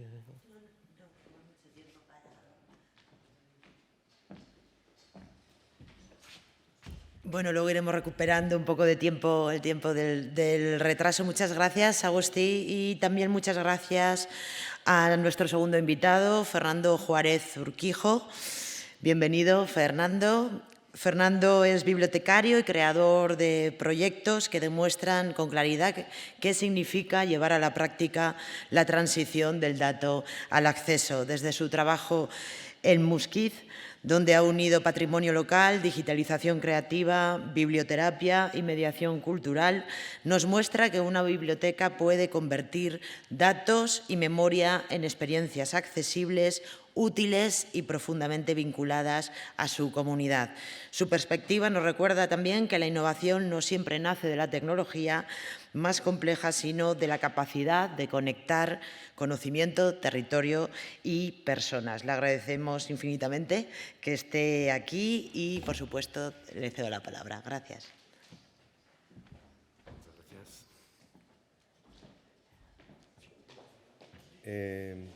Egunon, buenos días, buenos días. Voy a dejar esto por aquí. Muchas gracias al Instituto Cervantes por la invitación. Muchas gracias, Raquel, por las palabras. Muchas gracias, Agustín, porque acabas de dar el toque que necesitaba para poder entender mi presentación, ¿vale? Cuando me invitan a hablar, creo que algunos ya me habéis oído alguna vez, yo siempre les digo, bueno, siempre me piden un título, ¿no? Y yo les digo, bueno, poner el título que os dé la gana, que yo hablaré de mi pueblo y de mi biblioteca. Entonces, básicamente soy muy monotemático, solo sé hablar de Muskiz y de la biblioteca de Muskiz. Ah, vale. Espero que no me pase como la última presentación, que fue en línea y no funcionaba el PowerPoint. Entonces me tiré una hora hablando aleatoriamente sobre cosas que me venían a la cabeza. Vale. Así mejor. Me imagino que os estáis preguntando qué hace una biblioteca como la mía, Muskiz, provincia de Vizcaya, 7.000 habitantes, instalaciones mejorables, presupuesto, bueno, variable en función de la coyuntura económica y que siempre ha presumido de su mala praxis. Es decir, cómo una biblioteca que presume de mala praxis puede ser motivo de pensamiento, de innovación o de... Bueno, vamos a ver si al final de la presentación somos capaces de responder esta pregunta. Ya os he dicho que voy a hablar de mi pueblo y de la biblioteca de mi pueblo. Importante, en la biblioteca de Muskiz utilizamos dos conceptos. Uno, nunca hemos sabido lo que tenemos que hacer en una biblioteca, afortunadamente. Y otro concepto que utilizamos mucho es el silencio es un servicio que esta biblioteca ofrece, pero no garantiza. Es decir, nos gusta hablar en la biblioteca, ¿qué le vamos a hacer? No somos un templo del silencio, no somos ni templo ni silencio. Cuando un profesional de una biblioteca o de la información va a un congreso o unas jornadas, lo que se espera es que le hablemos de la biblioteca, del modelo de biblioteca, una gran infraestructura, dotada muy bien económicamente, con profesionales de prestigio al frente, que tiene programas, en definitiva, que sabe qué es lo que tiene que hacer. Bueno, yo empecé a trabajar en el año 88. De las 3 etapas del conocimiento que ha citado Agustí, yo creo que no estamos ni en la primera todavía. Era un momento en el que lo importante de una biblioteca era el edificio, la colección, los metros cuadrados, el número de personas que trabajaban y el dinero que podías invertir en comprar la Espasa Calpe, por ejemplo, ¿no? O la Británica o lo que fuese. Claro, entiendo que todas y todos nos mirábamos en este modelo, ¿no? Entonces, era un modelo aspiracional, es como cuando te vas a comprar un coche y dices, yo aquí con este presupuesto no llego. ¿Qué es lo que pasaba? Que evidentemente yo no llegaba, mi presupuesto no me daba. El modelo de biblioteca que entendía que debía emular se escapaba. No, yo no podía aspirar a tener, ni esos metros cuadrados, ni esos ventanales, ni, por supuesto, comprar un ordenador del que había oído hablar pero nunca había visto. ¿Os acordáis de la RAM, de los CD-ROM, todo eso? Eso era ciencia ficción. Claro, decías, con estos mimbres, ¿qué puede hacer mi biblioteca? Vale. Normalmente lo que solíamos hacer era deprimirnos, ¿no? Decimos, yo aquí no llego. Si tú te deprimes, te baja la autoestima, porque te comparas con algo que no puedes alcanzar, dices, yo aquí no llego, lo que hago no vale para nada, es decir, que sin darte cuenta estás minusvalorando tu día a día, lo que eres capaz de hacer en tu biblioteca. Y llega un momento que dejas de hacer cosas o dices, yo esto para qué lo voy a hacer si no llego, y no cuentas tampoco lo que haces. Este era el catálogo de la biblioteca cuando yo empecé a trabajar. Las cajas de zapatos eran de buena calidad, el calzado era muy bueno y cumplían su función. Yo decidí, en la biblioteca decidimos que sinceramente no merecía la pena deprimirse. Esto es lo que hay y si no hay otra cosa, pues hay que tirar para adelante. Y decidimos que ante el modelo de biblioteca único, pues entendíamos que deberían existir otro tipo de modelos a otra escala y con sabor local. Que lo único que teníamos que hacer era reinterpretarnos, es decir, parar un poco la actividad cotidiana. Por cierto, no sé si sois del modelo de que de vez en cuando os paréis a tomar un café y le dais una vuelta a lo que hacéis, o si sois del modelo de tengo que hacer esto, esto, esto y esto. Otra de las cosas que hacemos mucho en la biblioteca de Muskis es dejar de hacer cosas que son importantísimas, imprescindibles. Y como decía Fellini, la nave va. O sea, es muy difícil que el transatlántico se pare. En nuestro caso es muy difícil que la barquichuela se pare, ¿vale? Igual va por ahí dando tumbos, pero sigue avanzando. Entonces, la pregunta es, ¿modelo o modelos? En nuestro caso, modelos. Un modelo adecuado a nuestra escala. Y luego, otro tema importante, tenemos que aprender a mirar. En la última presentación que hice hace poco, solté una frase, me cayó un rapapolvo, no la voy a volver a decir. En las anteriores presentaciones que hacía, cuando empecé a contaros la vida de la biblioteca de Muskis, utilizaba en exceso la palabra cutre. Cutre, yo decía, es que mi biblioteca es muy cutre, muy cutre, muy cutre. No, vale, mi biblioteca no es muy cutre y actualmente mi biblioteca no es muy cutre. Hay que empezar a entender qué es lo que tenemos y a adjetivarlo bien. Mi biblioteca era diferente, teníamos lo que teníamos y entonces teníamos que aprender a mirar lo que teníamos y tenemos que enseñar a que los demás miren como nosotros miramos. Otro de los grandes problemas que tenemos es que lo cotidiano nos ciega. ¿No os sucede que entréis en la puerta del despacho de la biblioteca, veis un cartel que anuncia lo que sea y no lo leéis? Simplemente no lo veis. Entonces, de las actividades que hace la biblioteca, cuentacuentos el viernes, tal, a las 6 de la tarde. Te preguntan, Fernando, ¿cuándo es el cuentacuentos? Pues no lo sé, pero si lo tienes en el cartel, es que no lo veo. Lo cotidiano es invisible a nuestros ojos. No reparamos en ello. Y a veces lo cotidiano nos da sorpresas. Volviendo a Agustín, yo no os voy a hablar del señor que aprendió a nadar leyendo. Yo os voy a hablar de cómo, si cambiamos el modelo, podemos aprender a andar en bici y nos podemos tirar a la piscina. Yo os voy a contar cómo en la biblioteca de Muskis nos hemos tirado a la piscina y hemos aprendido a andar en bici. Nos hemos dado bastantes... En fin, hemos tragado mucha agua salada y nos hemos caído muchas veces al suelo. ¿Qué ventaja tenemos las bibliotecas pequeñas como la mía? Que nuestro error es muy barato. Es decir, probablemente la Biblioteca Nacional no tenga el lujo que tiene la Biblioteca de Muskiz por un tema de escala. Porque si Óscar Arroyo hace cosas que hacemos nosotros, pues igual le cortan la cabeza. Y a mí directamente no se van ni a enterar, si yo no lo cuento. Y estoy aquí porque he contado las cosas. Y he contado las cosas porque he sido capaz de entender en qué entorno me estaba moviendo y mi autoestima está muy subida. Eso y que soy de cerca de Bilbao, que también influye, ¿vale? Bueno, lo cotidiano, el territorio nos habla. Esta es una imagen, una foto de un vuelo aéreo del año 50 probablemente, de lo que era mi pueblo hace bastante tiempo, ¿vale? Eso es el estuario del río Barbadún, eso es el mar Cantábrico, por ahí está la playa de la Arena del Somorrostro, Poveña, bueno.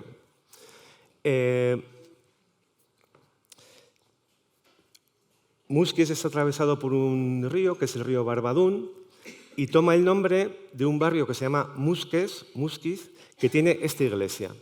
Esta iglesia se encuentra situada sobre un meandro y ese meandro era el que daba salida a todo el mineral de hierro. Vale, si yo os hablo de las minas de hierro de Somorrostro, estás hablando de mi pueblo. Si os hablo de la creación del PC y del PSOE, estamos hablando de las minas de Somorrostro y de la historia de mi pueblo. Si os hablo de la Pasionaria, os estoy hablando de una vecina de Muskiz, que era de Gallarta, vivió en Muskiz, se casó en Muskiz. Bueno, todo ese hierro de Somorrostro salía por el río Barbadún y en un meandro del río Barbadún estaba esta iglesia. ¿Vale? Ese es el meandro, está por aquí. Esta es la iglesia. Vale. Las cosas han cambiado. Esto es actualmente el estado de la desembocadura del Barbadún. Si alguna vez habéis ido desde Bilbao hacia Cantabria o de Cantabria hacia Bilbao, lo primero que os encontréis entre Vizcaya es la refinería de Petronor, que es lo que, digamos, domina el paisaje visual del municipio. Bueno, es difícil imaginar cómo era la vida en este municipio hace 100, 200, 300, 400, 500 años. Bueno, en 2021, una persona que estaba por encargo de la Ferrería del Poval, que es uno de los museos que tenemos en el municipio, una persona que estaba haciendo un itinerario para las jornadas de patrimonio, bueno, se paró en la iglesia de San Julián, en una parte escondida, no os voy a decir porque es un tema escatológico por qué se puso en esa parte escondida, y de repente se dio cuenta de que había unas marcas en la puerta, que creo que las veis, ¿no? Unas marcas que a él le parecían barcos. Volvió al Museo del Poval, volvieron todos y efectivamente, pues sí, eran barcos. Eran barcos que estaban grabados en esa puerta de esa iglesia. Claro, de la iglesia de San Julián al mar hay en línea recta 2 kilómetros. Es muy difícil pensar en términos marítimos cuando ves la iglesia de San Julián. Luego la historia que habíamos olvidado nos dice que precisamente en esa iglesia es donde se reunía la Cofradía de Mariantes de San Nicolás, que era, digamos, la cofradía marinera del municipio, que ahí tenían los libros de actas y que desde esa puerta veían el puerto que actualmente está desaparecido. Bueno, en fin, tenemos una serie de grafitos navales de más de 200 años. La mayoría son este tipo de barcos, que son quechemarines, que son barcos con una quilla que les permitía una navegación fluvial y sobre todo a nivel de costa, que lo utilizaban para embarcar el mineral de hierro y exportar el mineral de hierro. Vale. Hay que aprender a mirar lo cotidiano y hay que enseñar a mirar lo cotidiano. ¿Qué es lo que decidió la Biblioteca de Muskiz? Bueno, pues vamos a intentar enseñar lo que teníamos olvidado. Bueno, no me voy a liar mucho con el tema de los grafitos, luego en el café os voy a dar un barquito y tal y lo comentamos. Este es el quechemarín, este es el modelo de barco que más se utilizaba. Y la pregunta es, ¿con esto qué hacemos? ¿Y si qué? Gestión del conocimiento. Bueno, yo me he enterado hoy que eso es gestión del conocimiento. Nosotros lo llamamos experimentos con gaseosa, ¿vale? ¿Y si en vez de catalogar un libro nos dedicamos a hacer esto? Claro, si el sistema de de la red pública de Euskadi deja de catalogar, yo tengo un problema. Pero como soy la última biblioteca del sistema, ya van a catalogar otros, ¿vale? Entonces, para eso sirve la tecnología también. El Z3950 es eso que permite a bibliotecas como la mía hacer experimentos con gaseosa. Y si esta es la ferrería del Poval, Muski siempre ha tenido el trabajo del hierro, es lo que nos ha forjado. O sea, nosotros forjamos el hierro y nos ha forjado. Un chascarrillo.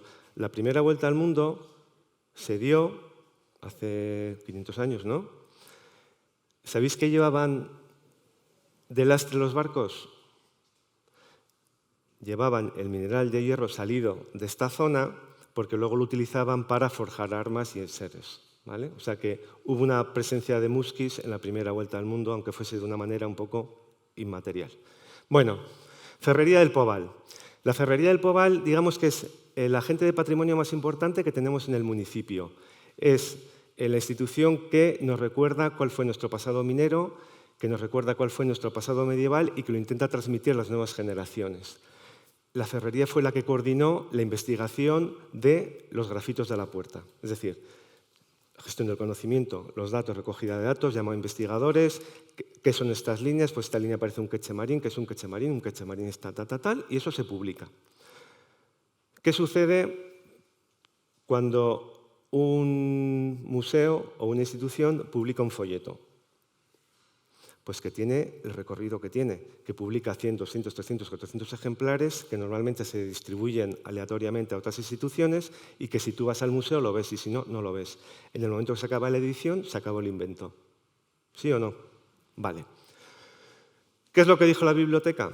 Esa biblioteca que, partiendo de unas cajas de zapatos, había sido capaz de reflexionar sobre qué es lo que tenía que hacer, dijo, bueno, vamos a intentar dar una dimensión digital del proyecto. Esto lo he puesto así para quedar fardón ante vosotras. Yo hubiese puesto, bueno, vamos a jugar y vamos a hacer un EPUB y un HTML, ¿vale? Para andar por casa. Es decir, vamos a coger un PDF y lo vamos a convertir en un formato HTML que se ve bien en cualquier tipo de pantalla, como decía aquel Be Water, my friend, ¿no? Y un formato EPUB que nos permita ir al servicio de bibliotecas y decirle, oye, tenemos este trabajo sobre la historia de Muskis, nos interesa que esté accesible en el catálogo de bibliotecas y que esté accesible en la plataforma de préstamo digital de bibliotecas de Euskadi, ¿vale? Obviamente hablamos con el Poval nos puso en contacto con los autores y autoras, les pedimos la cesión de derechos, o sea que hicimos las cosas medianamente bien, ¿vale? Y luego, bueno, ¿qué es lo que pretendía la biblioteca? El acceso universal al conocimiento, para andar por casa, contar que en la iglesia han aparecido unos barquitos. Y luego lo de los nuevos productos de difusiones, ahí hacemos trampa. Nosotros intentamos hacer cosas que nos gusten y que nos ayuden a que el día a día sea más llevadero y más entretenido. Bueno, ¿qué es lo que hicimos? Lo que os he comentado. El acceso digital, me imagino que todos sabéis. Todos tenéis una fotocopia en la institución, las fotocopias ahora vienen te permiten un escaneado, pasas el OCR y eso ya lo conviertes a HTML y EPUB. Que levante la mano quien haya hecho eso alguna vez. Bueno, vamos a seguir. Esto está ahora disponible en la página web, que por cierto la página web de la biblioteca de mi ayuntamiento es más antigua que la página web del propio ayuntamiento. Y en el Librutegia. Bueno, aquí entra la parte divertida, que es la que nos va a permitir luego en el café presumir. Eso es uno de los barcos, de los grafitos. Obviamente ya está, después de la restauración de la puerta que hizo la Ferrería del Poval. Eso es el calco de ese quechemarín. Y esto es a lo que nos hemos dedicado en los últimos tiempos, a cómo convertir eso que está en una puerta en un objeto que os va a distribuir a la hora del café, ¿vale? En unos pequeños barquitos, ¿vale? ¿Qué es lo que nos da pie a justificar la compra de la impresora 3D con el dinero que el gobierno vasco nos da para comprar tecnología? Nosotros compramos una impresora 3D y no sabíamos cómo se utilizaba. Que sepáis que vienen desmontadas, es decir, que te llega una caja, la tienes que montar, y luego no es como decir tengo este papel y le doy imprimo, no, hay que hacer bueno, en fin. Si queréis os doy un cursillo acelerado otro día. Y, claro, evidentemente queríamos llevar de la puerta al mundo digital, ¿vale? Y el detonante que nos sirve a nosotros para hablar de este descubrimiento con los usuarios de la biblioteca es el quechemarín que les damos. Ven a imprimir la impresora en la biblioteca, nos ponen, ¡oh, qué interesante, tal, no sé qué! Ya se dan cuenta que es una biblioteca en la que se habla mucho, hay mucho ruido, pero tiene cosas molonas como una impresora 3D que está constantemente... Tenemos un astillero montado en la biblioteca, ¿vale? A más, yo no voy a hablar de inteligencia artificial, pero sí voy a hablar de que hemos hecho un juego interactivo, gracias a la inteligencia artificial. Hemos hecho una ahí pone experiencia inmersiva, eso es la propia inteligencia artificial, me dijo, mira, esto te va a quedar más chulo si pone experiencia inmersiva. Nosotros hemos hecho un videojuego, básicamente, para andar por casa. ¿Qué es lo que hace ese videojuego? Bueno, pues propone a quien se anima a jugar un viaje por el río Barbadún, desde la ferrería del Pobal, o sea, desde una persona que coge un trozo de hierro y lo trabaja para hacer un clavo, que ese clavo luego se puede utilizar en una puerta, en un barco, en lo que sea, a, siguiendo el curso del río, arreglar un molino, porque sin el agua que moviese las ruedas del molino no podíamos tener trigo, o sea, moler el trigo o mover el martillo pilón. Reconstruir una torre, una antigua torre medieval que dejó su uso bélico y se convirtieron en zonas, en unidades económicas en las que vivían los señores, los labriegos y tal. El astillero, en Musquis tuvimos in ile tempore astillero, en la Baja Edad Media y hasta el siglo XVIII. Y luego los grafitos de la iglesia. Entonces, bueno, son unos juegos muy sencillitos que lo que nos dan es pie a hablar de la iglesia, del pueblo que se ha encontrado. ¿Es eso conocimiento? Pues no lo sabemos. Entendemos que sí, pero nos lo hemos pasado muy bien y a la gente le gusta. Bueno, ¿qué es lo que hemos hecho? El acceso digital, es decir, ese es el catálogo que hizo el Pobal, nosotros lo hemos digitalizado, hemos convertido algo intangible en algo tangible que te puedes llevar en el bolsillo. Lo último que vamos a hacer es, de aquí a diciembre, es adornitos de Navidad con los barquitos y unos imanes para los frigoríficos. Estamos en ello. Bueno, una experiencia inmersiva y, bueno, pues ya el ecosistema completo, ¿no? No sé cómo voy de tiempo, va bien. Bueno, la biblioteca, ¿qué es lo que ha desarrollado? Bueno, pues la edición digital, lo que os he comentado antes, ¿no? La gestión de derechos. Evidentemente hemos hablado con los autores, les hemos explicado qué es lo que queríamos hacer. Todos no nos han puesto ningún problema.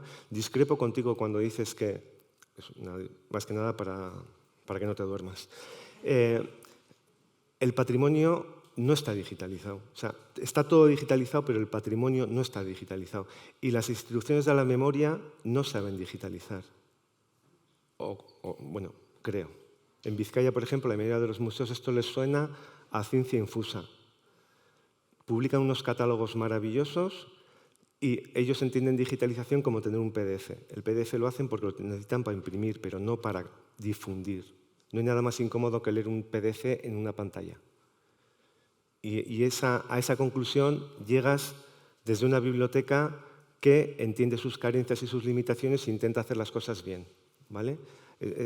Eso es sostenibilidad también, no es cocina de reaprovechamiento. Yo no voy a tirar esto, o sea, el PDF, que es lo que sobra porque me hace falta para imprimir, yo cojo ese PDF, lo desestructuro, sacamos el texto y le damos un formato que sea más amigable para la difusión, ¿no? Bueno, el modelado de impresión 3D nos lo hemos pasado cañón. Tardamos 1 año y pico en aprender bueno, en montarla montamos enseguida. A intentar funcionar tardamos un huevo. Ya vimos que había un grupo de Telegram en un pueblo de al lado que eran Santurchi Makers, de aquí un saludo, y les dijimos, oye, tenemos esto, ¿alguien nos puede ayudar? Vinieron muy majos, nos pusieron el astillero en marcha y lo pusimos a trabajar. Ahora ya tenemos Esta es la tercera impresora 3D que tenemos, gracias a subvenciones públicas del Gobierno vasco. Es un avión, se puede imprimir desde el teléfono, hacemos 12 barquitos a la vez, es una maravilla, pero siempre con la ayuda de los usuarios, que son los que nos han enseñado a modelar. Nosotros no sabemos modelar, ni tenemos tiempo, ¿no? Pero cuando hablas con la gente te ayuda, y eso es importante. Y luego, bueno, lo del desarrollo del videojuego era, como estamos hablando tanto de la IA, que vamos a jugar con la IA. Es una pasada cómo te coge el código y cómo vas haciendo cosas. Impacto y conclusiones. Bueno, entendemos que le hemos dado una vuelta al patrimonio, que el patrimonio está vivo. La gente habla de la iglesia de San Julián y de los barcos de la iglesia y de los quechemarines, y hablamos de que hubo un puerto y de que se transportaba el mineral de hierro. Estamos llegando a nuevos públicos. Todos los niños que vienen a la biblioteca, a todos los niños les damos el barquito, a todos les contamos la historia. Decimos, mira, dile al profe o al andereño que os comente lo de... ¿Sabéis dónde está la iglesia de San Julián? No, sí, tal, bueno. Entonces ya les hablamos de la iglesia. Evidentemente, la autoestima de la biblioteca ha subido muchísimo. Las instituciones de la memoria ven imprescindible el papel de la biblioteca, porque les hemos introducido en un mundo del que todos hablamos, pero que ellas todavía no participaban, que era el mundo de la digitalización, porque sí que tienen unos espacios, bueno, la Ferrería del Poval ya habéis visto, marco incomparable, de verdad, si vais por Musquis tenéis que ir a ver la Ferrería del Poval, cómo se mueve, el martillo funciona, pero el paso ese al mundo digital no lo tienen. La página web es muy mejorable, los catálogos los tienen en papel. Bueno, pues el rol de la biblioteca en ese sentido ha sido fundamental para digitalizar y abrir los canales de difusión. Y luego, súper importante, que esto es un modelo replicable. Claro, es replicable si cogemos la bici y nos caemos, o si nos tiramos a la piscina. Eso se llama laboratorio bibliotecario, ¿vale? Pero a un laboratorio bibliotecario tú no le vas a sacar chispas a un laboratorio bibliotecario si no le pierdes el miedo a equivocarte, si no lo intentas, si no dejas de hacer cosas importantes para hacer otras cosas que no lo son tanto. Bueno, ¿qué más? Bueno, esto lo pongo más que nada porque me parecía chulo. Estéticamente quedaba bien, ¿no? Activar del grafito al relato, que es lo que estoy haciendo yo, ¿no? Os estoy contando una película, un cuentito de unos barcos que han aparecido en mi pueblo. Bueno, hemos buscado nuevas vías de difusión, no nos hemos quedado en el PDF, ni en el HTML, ni en el EPUB, sino que hemos hecho el videojuego y, sobre todo, estamos utilizando de nuevo la oralidad para contar cosas. O sea, cuando viene alguien a la biblioteca, nosotros hacemos de cuentacuentos. No es un cuentacuentos como tal, pero sí que les contamos un cuento como os estoy contando yo ahora a vosotras y a vosotros y a los que están a toda la pantalla. Esto no deja de ser una sesión de cuentacuentos. Bueno, creemos que hemos transformado el espacio y derechos culturales. Hemos democratizado el acceso a la cultura. O sea, hemos hecho que algo que estaba olvidado, algo que podía entrar en un canal de difusión académico o para especialistas, bueno, pues que llegue a todo el pueblo. Afortunadamente, esto ha sido posible porque nunca hemos sabido qué es lo que teníamos que hacer en una biblioteca. Nos hemos replanteado todo. ¿Tenemos que catalogar? Sí, pero si tú catalogas mejor que yo, pues bueno, pues ese trabajo me lo estás haciendo tú, ¿no? Trabajamos en unas instituciones que la comunicación debe fluir y el conocimiento son vasos comunicantes. El tema de la catalogación es paradigmático, ¿no? ¿Por qué vamos a andar repitiendo el trabajo si ya lo hacemos en tal sitio? Vamos a compartir cromos, vamos a liberar tiempos de trabajo, porque los 20 minutos que utiliza Yolanda para catalogar no sé qué, son 20 minutos que libera para que nosotros podamos experimentar. Y esto que hemos experimentado hay que contarlo, salga bien o salga mal. Y lo contamos porque tenemos la autoestima trabajada. Y tenemos la autoestima trabajada porque hemos entendido que nuestra biblioteca no es cutre, nuestra biblioteca es como es. ¿Vale? ¿Es esto innovación? Evidentemente sí, yo tengo que decir aquí, me han dicho mis políticos que esto es innovación de Musquis. Bueno, a ver, esto es pasárselo bien trabajando. ¿Vale? Nosotros venimos de aquí. Y lo que podía ser una losa, pues ha sido una puerta abierta para entender que tenemos una flexibilidad de la que otras instituciones carecen y esa flexibilidad nos ha dado libertad para poder hacer cosas. ¿Cuál es nuestra receta? No tenemos presión de ningún tipo. A mí el sueldo a final de mes me lo pagan, a mis compañeras también. No pedimos dinero y tampoco pedimos explicaciones, ni las damos. Bueno, pues sí, un poco de atrevimiento, ¿no? Decir, bueno, vamos a intentar hacer esto. Si sale bien, bien, y si no sale bien, pues también bien. La libertad, importante. Vivimos en unos momentos que afortunadamente, fijaros, yo empecé a trabajar en el año 88, y bueno, muchos también. Cuando nosotros empezamos a trabajar, la tecnología que empleábamos estaba en el centro de trabajo, ¿vale? En este momento, ¿dónde está la tecnología más potente? ¿Sabéis dónde está la tecnología más potente? Tenemos una tecnología más potente a nivel doméstico que en los puestos de trabajo. Más potente en todos los sentidos. Para empezar, para usar el teléfono en mi casa yo no tengo que pedir permiso. Para utilizar ciertas cosas en mi puesto de trabajo probablemente sí que lo tenga que hacer, con lo cual ya ahí tengo un acotamiento a mi posible libertad, ¿vale? Entonces, bueno, aprovechemos las ventajas que tenemos. La verdad es que en nuestra biblioteca siempre hemos tenido mucha facilidad. No hemos pedido dinero, pero nos han dejado hacer de todo. Y, bueno, pues hemos jugado. Importante, contar. De la manera académica, de la manera más informal, como sea, pero hay que contar lo que hacemos, lo que sale bien y lo que sale mal. Normalmente, claro, nos llaman para contar lo que sale bien, ¿no? Pero entre lo que sale bien, de vez en cuando podemos deslizar pinceladas de lo que nos ha salido mal, ¿no? A nosotros nos ha salido mal muchísimas cosas que nos va a contar, pero bueno, os podéis imaginar. Y luego, por favor, la mala praxis. Es que es fundamental. Yo es que esto no hago porque... A ver, pues no lo haces. ¿Por qué no lo vamos a hacer? Yo aquí tengo una ventaja. No se puede tener mala praxis si no sabes cuál es el dogma. Yo nunca he sabido cuál ha sido el dogma, porque vengo de una formación que no era el de la biblioteca, como la mayoría de todos nosotros.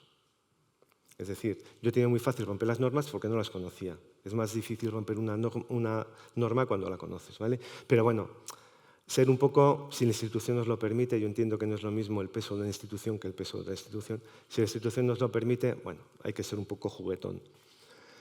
Y luego, mis compañeras, Inma y Ayala, yo puedo estar aquí porque ellas están al pie del cañón, evidentemente. Y yo puedo evadirme porque hay alguien que está en el día a día atendiendo a la gente. Somos un equipo.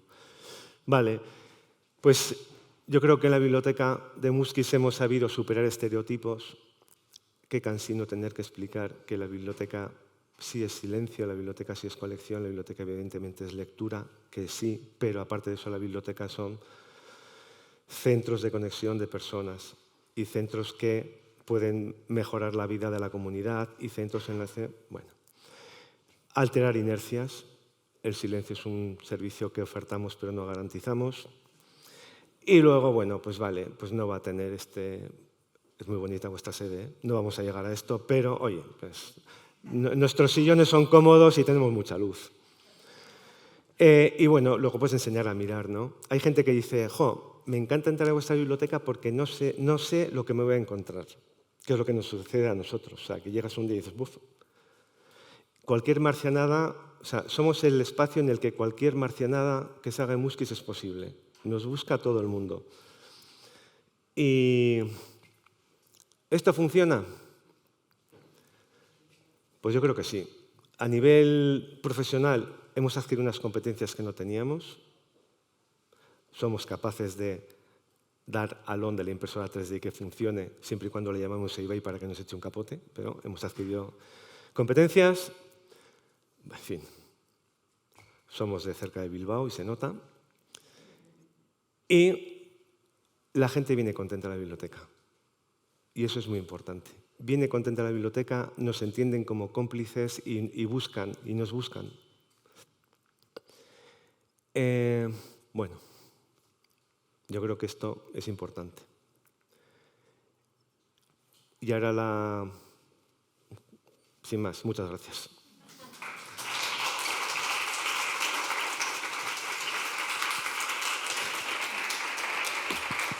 Bueno, ahora os voy a dar la brasa con el barquito en el café. O sea, que he traído unos modelitos, os voy a dar, ¿eh? Muchas gracias, Fernando. Yo creo que, bueno, queda claro que queríamos que un bibliotecario como tú estuviera en un sitio como este, y creo que hemos acertado muy bien con los dos invitados, que ha sido un lujo tener a Fernando y Agustí. Y antes de ese café y sobre todo ese esperado barquito que estamos esperando, pues tenemos unos minutos para alguna pregunta, para alguna aclaración entre vosotros, para los dos. Ahí hay una.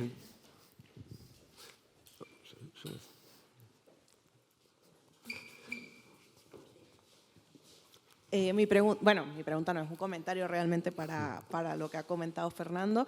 Es un ejemplo súper bonito, me ha encantado pues todo lo que habéis hecho y lo que habéis logrado. Mientras hablabas estaba buscando, porque mi especialidad es Wikipedia y ya bueno, hablaremos más adelante, pues la biblioteca no está en Wikipedia, ni el proyecto. Esto tenemos que visibilizarlo, así que tenemos que hablar para que esto esté. El tema, tienes razón, ¿eh? Lo que pasa es que no llega, o sea, sinceramente es que no llegamos. Menchu Ramillo, no sé si la conoces. Bueno, sí. Es una wikipedista muy conocida en el ámbito del País Vasco. Claro. Cuando vio el proyecto, el primer mensaje que me mandó me dijo: Fernando, o sea, no está el proyecto en la Wikipedia, no habéis subido nada, no está documentado. Exacto. Bueno, está en nuestra página web, intentamos que esté en nuestra comunidad. Pero es darle un paso más para que esté accesible a través del conocimiento libre para todo el mundo, tanto en euskera como en español. Pero bueno, hablaremos. Muy bien, muy bien. Siempre y cuando no des trabajo. A mí me gustaría saber, bueno, gracias por la presentación, me gustaría saber si trabajáis en colaboración el Archivo Municipal, el Museo y la Biblioteca. Bueno, el Archivo Municipal, yo soy funcionario municipal, no existe la figura del archivero o archivera municipal. Nosotros perdimos la documentación en la Guerra Civil y lo poco que quedaba se lo llevó la Diputación. Entonces, digamos que con el archivero o archivera no trabajamos porque no tenemos esa figura. Hay un archivo administrativo y ya está. Con la Ferrería del Poval la vinculación es muy, muy, muy estrecha. El Poval, el problema que tiene es que estando en el municipio está en una zona muy alejada de lo que es el centro y les cuesta llevar a la gente, ¿no? Y en su momento nos comentaron, bueno, pues que vieron que éramos bastante dinámicos, había una amistad personal también con las personas que llevan la Ferrería del Poval y nos pidieron ayuda. Vamos, todas las semanas hablamos, hacemos reuniones. Ahora, por ejemplo, tenemos una actividad conjunta que es sobre caligrafía histórica, que es muy curioso porque la persona que da el taller de caligrafía histórica es un usuario que vino a la biblioteca, que venía a pintar a la biblioteca, y por mediación de la biblioteca ese usuario llegó al Museo del Poval y les hizo todas las ilustraciones. Una ilustración del puerto y tal, esa es de este usuario. O sea que tenemos una vinculación muy estrecha.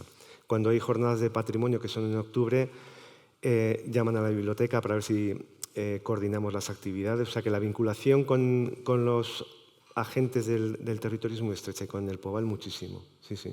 Es que es fundamental. Si no, o sea, este proyecto sin el Poval no hubiese salido. La biblioteca no lo hubiese podido acometer. Y es fundamental.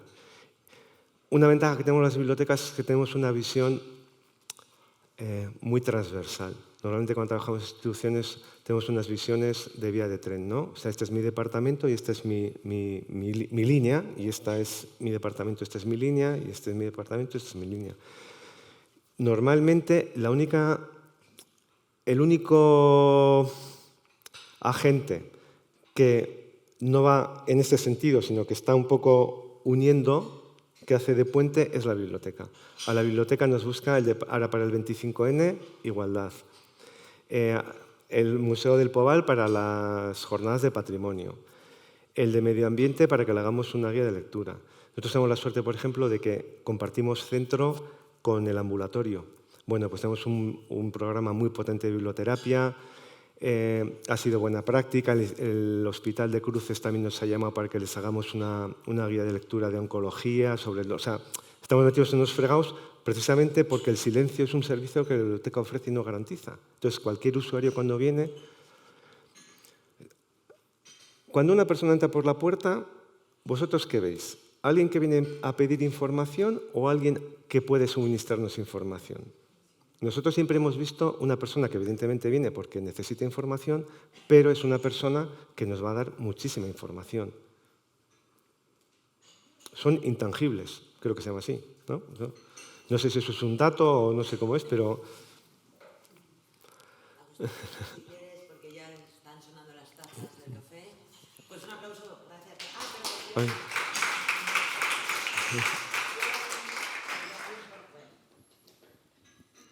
Bueno, muchas gracias por ambas ponencias. Y yo tenía una pregunta sobre la gestión del conocimiento.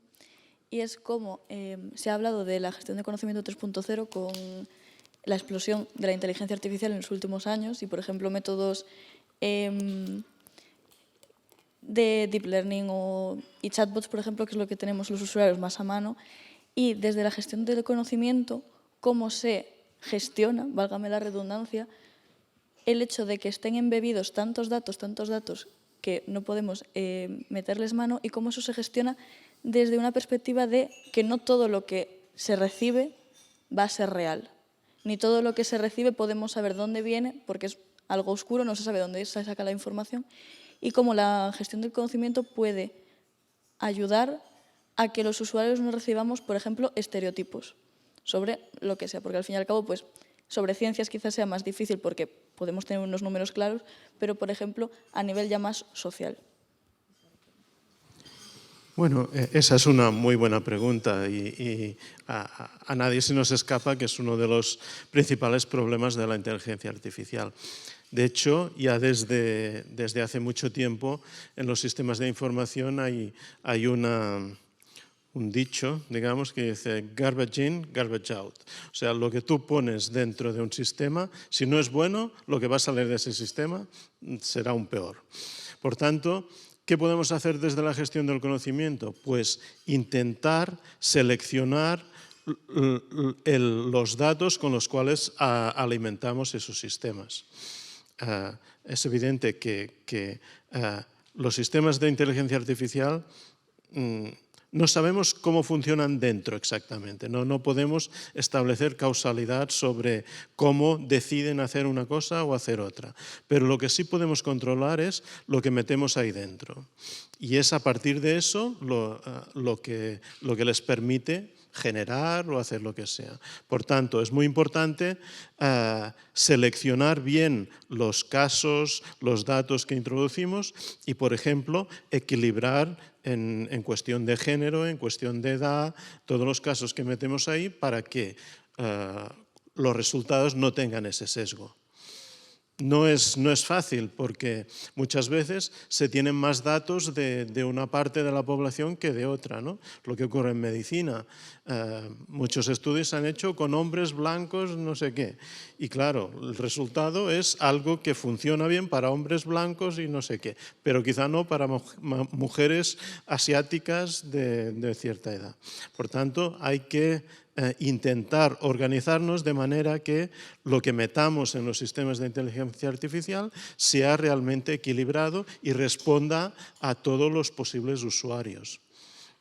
Y ahí está el reto de organizar eso y de hacer que así se haga, creo yo. Y crear nuevo conocimiento también sin sesgos. Exacto. Si no existe, da igual lo que metas. Exacto, sí. Hay que, y eso ya no es cuestión del conocimiento, eso es social, es a nivel de sociedad hacer que se genere todo el conocimiento que haga referencia a todo el mundo, no solo a unos cuantos. Sí. Gracias.